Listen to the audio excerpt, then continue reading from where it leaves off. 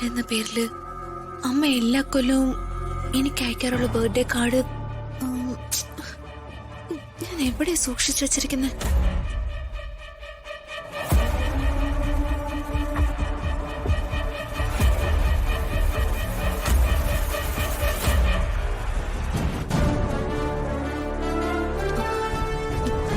ഇത് തന്നെ.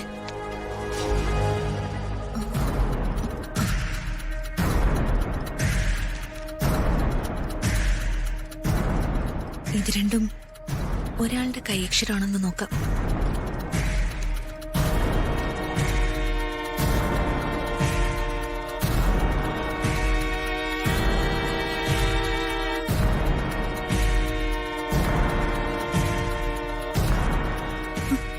അതെ, ഒരാളുടെ കൈയക്ഷരം തന്നെയാ.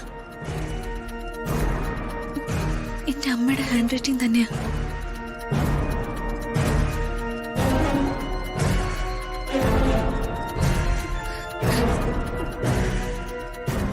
കുറിച്ച് കൂടുതൽ അറിയണം.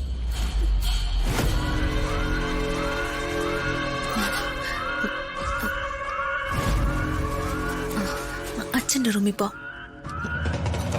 അവിടുന്ന് ബാക്കിയെല്ലാം കിട്ടും.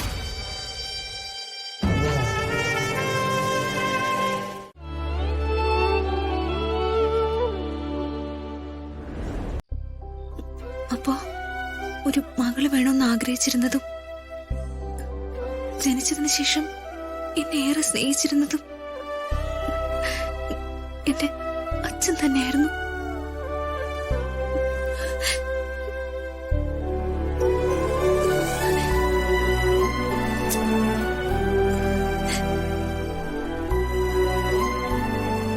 എന്റെ അച്ഛൻ, എന്റെ പുന്നാരച്ഛൻ.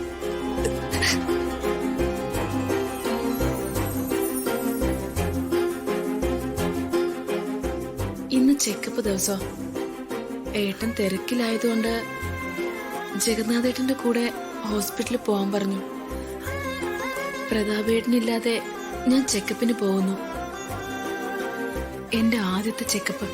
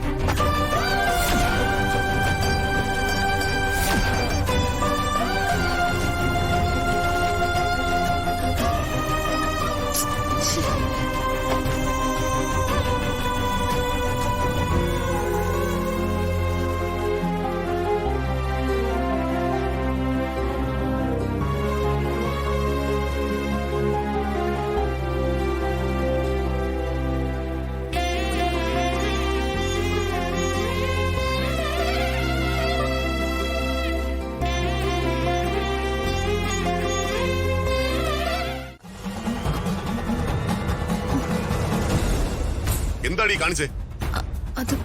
എന്റെ മുറിയിൽ കയറാൻ ആരാ നിനക്ക് അനുവാദം വന്നേ? എന്റെ ബുക്കുകളും ഡയറികളും എടുത്ത് പരിശോധിക്കാൻ ആര് നിനക്ക് പെർമിഷൻ തന്നത് എനിക്ക് അറിയേണ്ടത്.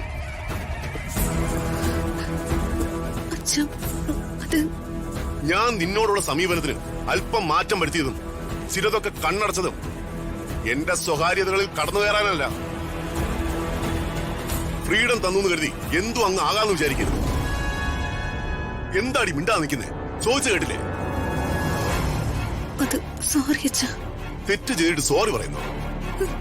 തെറ്റ് ചെയ്യാതിരിക്കല്ലേ വേണ്ടത്.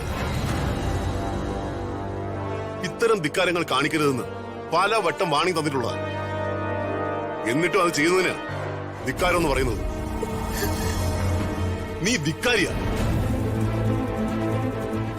ഇന്നും മറ്റുള്ളവരുടെ വാക്ക് കേൾക്കാതെ നീ യാമിനി ആംബുലൻസിൽ കയറ്റി ആശുപത്രി കൊണ്ടുപോയില്ലേ? നീ ആരാ?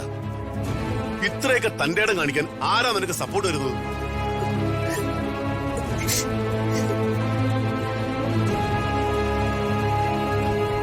മര്യാദയോട് കാണിച്ചിട്ട് അവളിന്ന് കരയാൻ തുടങ്ങുന്നു. അതാണല്ലോ അവസാന തടവ്. ദേ, ഞാനൊരു കാര്യം പറഞ്ഞേക്കാം. നാളെ നേരം വെളുക്കുമ്പോ ഇവിടുന്ന് പൊയ്ക്കോളാം. അഥവാ നീ പോയില്ലെങ്കിൽ ഇത് നിന്റെ പേരിലുള്ള വീടായതുകൊണ്ട് ഞാൻ ഇവിടുന്ന് പോകും. പറഞ്ഞേക്കാം. നിന്റെ വിശദീകരണങ്ങളൊന്നും എനിക്കിനി കേൾക്കണ്ട. എന്റെ വ്യക്തിപരമായ കാര്യങ്ങളിൽ കയറി ഇടപെടാൻ ഞാൻ ആരെയും അനുവദിക്കില്ല. ഇറങ്ങടി വെളിയിൽ.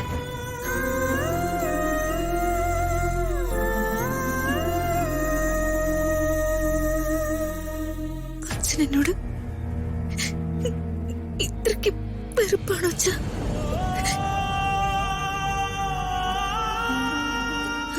പക്ഷെ എന്നെ പോലൊരു മകൾ ഉണ്ടാവണമെന്ന് ഏറ്റവും കൂടുതൽ ആഗ്രഹിച്ചത് അച്ഛനല്ലേ?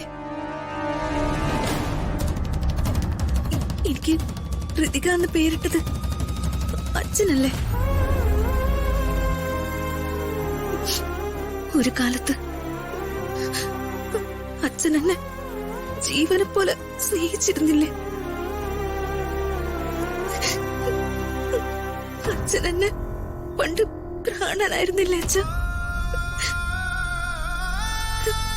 എത്രത്തോളം അച്ഛൻ എന്നെ സ്നേഹിച്ചു അത്രത്തോളം അച്ഛൻ എന്നെ വെറുക്കാൻ തുടങ്ങി.